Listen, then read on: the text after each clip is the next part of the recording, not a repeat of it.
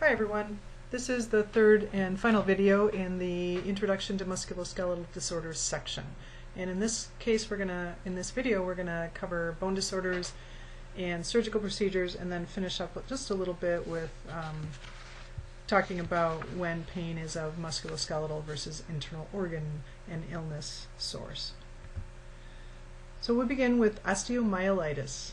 And if you look at the word, osteo of course means bone, and itis means inflammation, and so it's a little bit confusing, but the inflammation is due to an infection, and I don't know that it's easy to figure out why it would say that, but that is what it means. And so it definitely means there's an infection in the bone itself. This is a very, very serious condition. People are on antibiotics usually for a couple of years, and it takes a very long time to treat this. We most commonly see this, as we mentioned in the previous video, with a compound fracture. You may see an infection introduced into bone that way. You could see it with like a surgical procedure, an ORIF or a joint replacement, or we can see it through an open wound. So if someone has an open wound that's gotten down to the bone level and the wound is infected, the bone can also become infected. So it's very serious. It's very hard to get rid of, and you can see here the effect on the bone. If you look at the top of the tibia, you see how it looks, pretty. You see a nice hard white margin and pretty good tissue here, and then as you come down you can see it just looks very speckled, kind of like it's just disintegrating, and that's essentially what's happening. And then here is an example of osteomyelitis in the first MTP joint, where the bone again is just lost its integrity and is just breaking down, and that's probably from an open wound, I would guess. The next disorder is really kind of two sides of the same coin: Rickets and Osteomalacia.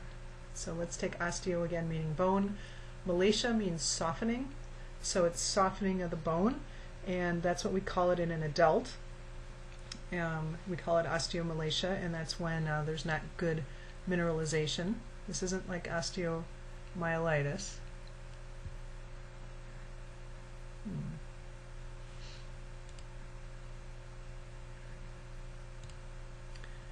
Sorry for the little break there. This isn't osteoporosis. It's a loss of mineralization, not a loss of bone density. So the minerals themselves aren't there.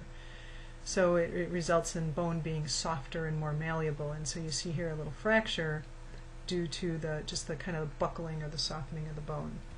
In children, it's called rickets, and it's due to malnutrition often. So you see this a lot in children, like if you see pictures of kids in orphanages or in refugee camps where they really have poor nutrition when they're developing, their bones don't have access to the minerals to kind of transition from more of a cartilage base to a more bone mineral based bone, and so the bones, as the child weight bears, you can see the bones really start to bow under that pressure. There can be other metabolism or parathyroid gland issues as well that can cause this in children. So again, it's a mineralization issue, so the bones are too soft, and in children it's called rickets, and in adults it's called osteomalacia. So here's osteoporosis, so porous bone. And in this case what's happening, there's actually decreased bone mass. And we see this most commonly in older adults, and women more commonly than men. And the reason for that is because when women undergo menopause, usually around age 50 or so, give or take, the level of estrogen drops. And estrogen is very important for bone growth. So we see the most important time for bone growth is actually when people are in their adolescence, and when those growth hormones are really circulating at a high level. That's really what's helping to lay down really good bone. But then after that, it's very hard for us to really increase bone mass. So we kind of have what we're going to have once we get through adolescence. So all of you already have the bone you're going to have, so you got to keep it healthy. And again, with estrogen, the impact basically is that the cycle of bone turnover kind of gets out of balance. And so you know, of course, that bone doesn't, bone cells don't last forever. And as older ones are resorbed, newer ones are developed and grow and take their place. And estrogen is very important to that cycle. What happens in osteoporosis is the breakdown occurs to get rid of the old bone, but then the buildup of new bone is lags behind. And so we end up seeing where on the left you see the normal architecture of bone. This is spongy bone, or the trabecular bone, with just some holes in it, but kind of a lattice work, like a suspension bridge. It's still strong. But here we see very big holes, and so again what happens is as the osteoclasts are breaking down the old bone, the osteoblasts aren't building up the new bone fast enough, and so you end up with these bigger holes. And so the bone is more brittle and isn't as strong. Other elements that can contribute to that, there definitely are medications. Corticosteroids in particular are very hard on bone and will result in osteoporosis. People with diseases like rheumatoid arthritis or diabetes are more prone to osteoporosis. We know health choices like smoking or high caffeine intake is associated with higher levels of osteoporosis. So we definitely know that there are a lot of factors that can impact on this. Well, one of the pathologies we'll be studying in this first unit is compression fracture. And so with osteoporosis, this top vertebra, this top bony body of vertebra is supposed to be very healthy. And then here you see less density of bone, and here you see less density of bone, and of course there's a lot of weight and force on the bodies of the vertebra, and so what can happen is the body of the vertebra can just kind of collapse under its own weight in the absence of any pathology or any trauma, I mean. So we will be looking at one consequence of osteoporosis, and that's a compression fracture later in this lumbar spine unit. Another area where we see a lot of fractures due to osteoporosis, of course, is in the hip. And so you hardly ever hear of people who are under 65, under 50, 55, having hip fractures. It's almost always in a person that's 65 or older, and that's because of the status of osteoporosis. So as the support system here through the neck of the femur gets weaker, again, you got a really long lever arm. You have the trochanter, or the head of the femur here, body weight coming down here, but it has to be supported over the span of the neck of the femur. So as people get older and the bone gets more porous, they can have a relatively minor fall and will end up with a hip fracture. And we will be talking about hip fracture repair, physical therapy after hip fractures in our hip unit in this course. So some of the medical treatments there are a variety of medications that try to slow down this resorption of bone. There's really only one that kind of stimulates bone growth that I'm aware of, and again, when women are going through menopause, they can do hormone replacement therapy to slow down bone resorption. So there are a variety of things, and again, we'll talk more about those when we talk about fractures of the spine and fractures of the hip. To treat osteoporosis itself, we really try to do a lot of exercise. There is evidence that exercise can stimulate and build up bone, but it has to be vigorous, moderate to vigorous exercise, and it has to be done regularly, all the time. And so we'll talk about how to structure exercise in a way that we can get it to maintain bone integrity. Body mechanics and posture is very important for people with osteoporosis, so that we aren't putting excessive stress on bones, particularly in the spine, and we'll be going through those posture mechanics as well. Another pathology, of course, is cancer of the bone. So a neoplasm, new growth. Many growths on bones are not cancerous. They are benign growths. There are a few that are cancerous, but you can see here, and I'm not going to test you on any of these. I'm not going to show you this picture and make you label them all. But you can see there are many, many different forms of omas, of growth, that you could see in the bone. So again, some are benign, most are benign, and there are some that are cancerous. Bone most often, though, is a site of metastasis. So if someone has prostate cancer or breast cancer or lung cancer, those cancers, those lung cancer cells or those prostate cancer cells will go and start growing in bone. So they'll create a tumor in the bone, but they know that the source of that tumor is actually from the original cancer, and it's not a bone cancer itself. So this is an example of a tumor in a bone, and we can have two types. One is where the bone grows, and one is where the bone gets broken down, called a lytic tumor. And this is an example of a lytic tumor, where you can see there's kind of where the red arrow is, you see it looks a lot lighter. There's less bone integrity there. In contrast here, we see here a tumor on a spine that's definitely taking up space. So this is an MRI, and you can see kind of that big gray ball where the blue arrows are, showing you where the bony tumor is actually growing and taking up space. All right, another example of a pathology is avascular necrosis. So avascular, if an A is in front of a word, what does that mean? It means lack of or without, so without vascularity. And then what is necrosis? Right, death of tissue. So we see death of tissue due to a lack of blood supply. And the example they're using here is the head of the femur. I mentioned earlier we see a lot of fractures of the femur with older people.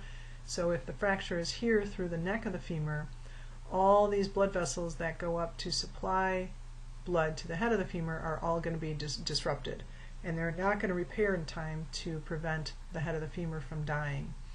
So often if a person has a femur fracture right through the neck of the femur, if there's enough damage, they'll just go ahead and do a hemiarthroplasty, or they'll replace the head of the femur altogether instead of trying to repair it.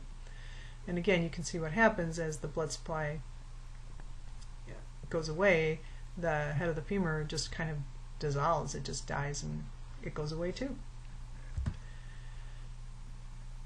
So I'm not sure that I can really see that, but it is a X-ray of avascular necrosis. This is an example in the shoulder, again after a fracture. You can see that the fracture here disrupted the blood supply, and that blood supply did not grow back, and so there are areas in the humeral head that have died as a result.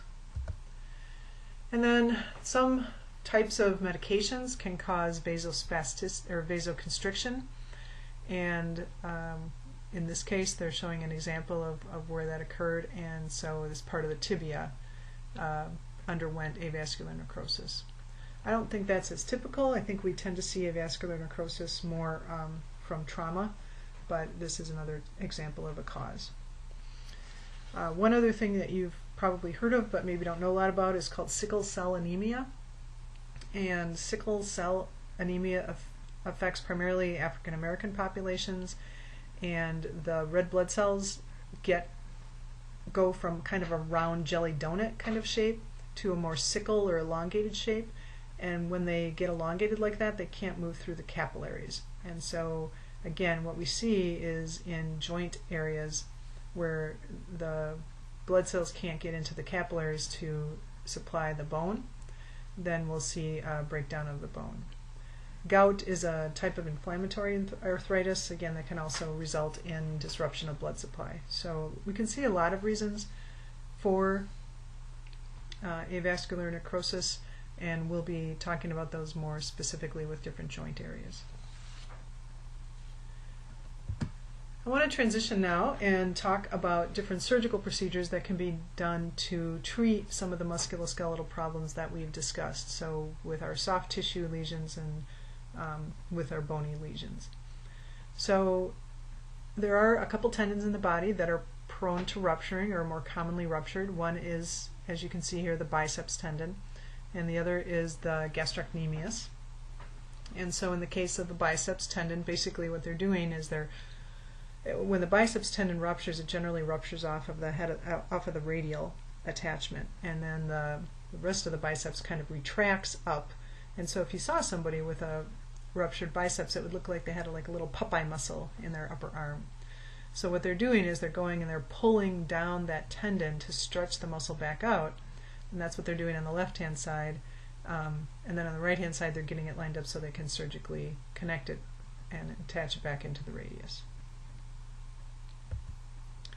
And as I mentioned, Achilles tendon or gastrocnemius tendon rupture is the other probably most common, and same thing, that tendon will kind of retract up into the soft tissue of the calf, so they'll have to pull that back down and reattach it, anchor it into the calcaneus, or reattach it to the whatever's left of the distal part of the tendon. And then generally the person will be put into a brace in plantar flexion initially, and then they'll slowly kind of adjust the brace over several weeks to get them so that as the tendon heals, it heals in a lengthened, appropriately lengthened position. Ligaments, of course, can tear and rupture, and this is an example of an ankle anterior talofibular ligament, and so that is essentially just getting either replaced or reconstructed. Sometimes they'll use here they're using the periosteum of the fibula. In other cases they might use a little slice out of the peroneus brevis tendon to kind of reconstruct the ligament, but they're reconstructing it so that they can create stability in the ankle. I don't have a picture of soft tissue releases.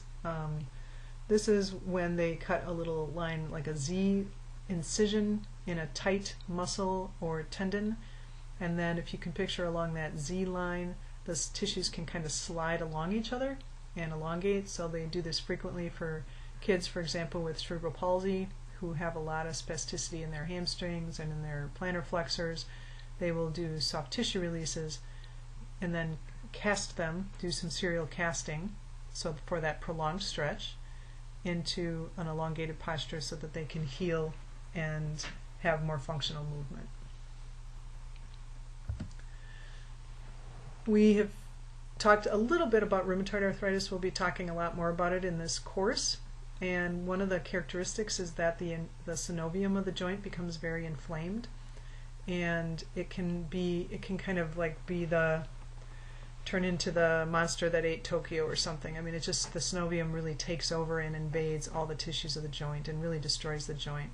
So they'll go in at times and remove that extra synovium that's built up and developed, that's breaking down other structures, and so that's called a synovectomy. So ectomy, of course, is removal, and synovium is what they're talking about. And so this is kind of what that tissue would look like, and you can imagine you don't want this rattling around inside your knee or inside your wrist or inside your any other joint. Surgery that doesn't get performed a heck of a lot anymore, but still can be very effective in aligning joints, is called an osteotomy. So we just said otomy is removing or cutting out, otomy and ectomy. Osteo, removing some bone. So in this person they have a varus deformity, and so what they're going to do is take a little slice out of the lateral aspect, and then like a little wedge shape, a little pie-shaped wedge, and then that will allow the joint to be realigned. It kind of shortens up the lateral side, brings it back into the midline. And this they used to do a lot more of these before they perfected knee replacements. So this used to be a lot more common. But that was even before my time. And then last one we have here of the surgical procedures. Oh, no, we don't. I've got two more, sorry. This one is a joint fusion. So in an example here of an ankle, the subtalar joint in particular, where they don't really have, it's not very practical, or we don't have the technology to really replace the subtalar joint. If it's arthritic and there's a lot of pain with it, one way to deal with that pain is to just fuse the joint so it doesn't move anymore. And that can be a very effective way of providing pain relief, though of course it results in some limitation in motion in the foot and ankle. And then finally, We will be talking a lot in this course about arthroplasties. So arthro is joint, right? And plasty is reconstruction or replacement.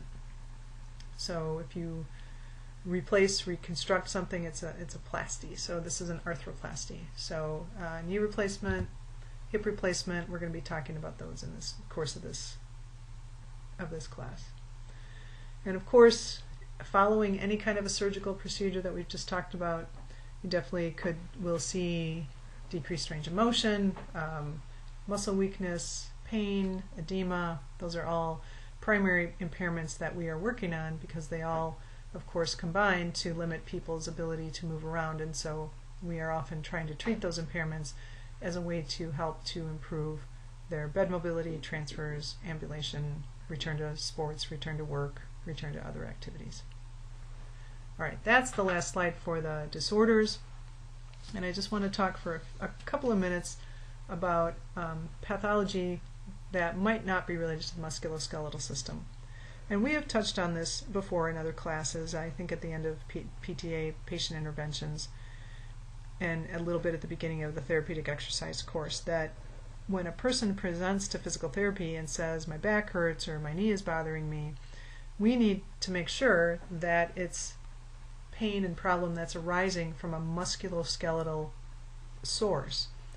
Because if it's not, if it's arising from a medical source, they need to go get treated by a medical physician, not by a physical therapist. And so I want to go through a few things that might tell us, that might help us see that maybe if this person's pain or problem isn't really coming from the muscles, bones, tendons, ligaments, but from more of an internal organ or a disease process. So one of the things, of course, is just what does the patient look like? Somebody that's come in and they are complaining of back pain, or they're complaining of knee pain or something like that, they should look like a healthy person with a knee problem. They shouldn't look like an ill person. And so if you look at the difference between the systemic versus the musculoskeletal issues, we'll talk about the pain in general, but they shouldn't be running a fever. They shouldn't have pain that doesn't get better when they rest. They shouldn't be pale and sweaty. So if you think about how somebody looks when they're ill, they shouldn't look like that. Now, could somebody be ill and have low back pain? Sure. But hopefully that's explained by them saying, oh yeah, everybody in my house has had the flu, or I haven't had this bad cold. But if they're just kind of feeling lousy, that's called malaise. They just don't feel great. I don't know what it is, but it just don't feel good. That's not really consistent with a musculoskeletal disorder.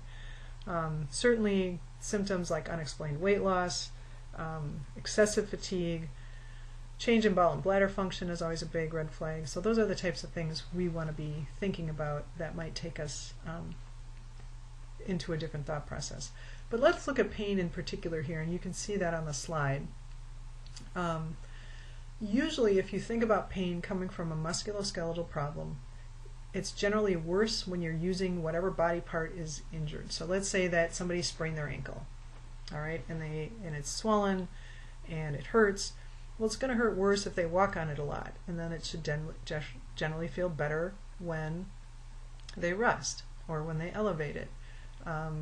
It's generally, especially when they first do it, it's pretty sharp, very easily localized. Like it hurts right here on the outside of my ankle, not vague kind of complaints of location of pain. So it should very much follow what we talked about in modalities in related to nociceptive pain. Gets worse when you use it, gets better when you don't. But if you look on the left-hand side, some of the things that would kind of make us wonder would be if pain is disturbing someone's sleep, if it doesn't matter what position they're in or what kind of activity they do. Sometimes activity bothers them, sometimes it doesn't, sometimes this position's better, sometimes it's not. If you're looking for a pattern, you're looking for a clear pattern, and if you're not seeing that clear pattern of musculoskeletal association with the symptoms, then that is going to give you rise for suspicion. And again, all those things, the associated with, those are all lists of things that you would see with people who are not feeling well. So if we take, this is just one example. So somebody comes in with thoracic pain. They say, yeah, it's hurting in my upper back area. Again, we know that could be common. I know some of you in class have pain in that mid-thoracic area. You know, we know the rhomboids there, the middle trap. We know that's an area that can get fatigued with, you know, poor posture or excessive sitting or overuse. But yet we also see a lot of other types of illnesses that can refer pain to that area. And so it's up to the physical therapist in particular to identify if it's more likely that they're having an illness than it is that they have a musculoskeletal condition. And that's a big reason for the examination and evaluation. Having said that, as a PTA, you know, you're also making sure that as you see people, as people are delegated to you and you're treating them, that they are following kind of the pattern of soft tissue repair, right? They're going along, they're getting better, and that their symptoms, again, follow the same pattern you would expect. And so if they don't, this would be one of those things that would prompt you to contact the physical therapist, right? We've been doing all these treatments, there just doesn't, it's very hit and miss, they don't seem to be getting better. They're tired all the time, they just say they don't feel well. Those are the kind of things you'd want to fill the physical therapist in on. And this is a very busy slide with really, really tiny print, but it's just giving you some examples of other things that could cause pain in different parts of the body. So even in, you know, it's giving you both musculoskeletal as well as internal organ types of examples. So I know I'm kind of beating this with a dead horse, but in general, what you're looking at is if symptoms are getting worse and you feel like you're treating the person appropriately, if there's no change in the symptoms, or again, their symptoms vary, but they don't seem to be at all related with the treatment or their activity level, those are things you want to bring back to the attention of the physical therapist. All right, this wraps up the third video of the Introduction to Musculoskeletal Disorders. It's a quick overview. These are all disorders that we're going to be going into in a lot of detail in the different regions of the body. So it just gives you a little taste, and hopefully you're very excited about this course. It's definitely a lot of what we do in physical therapy, and I hope you're excited. Thanks for your attention, and we'll see you soon.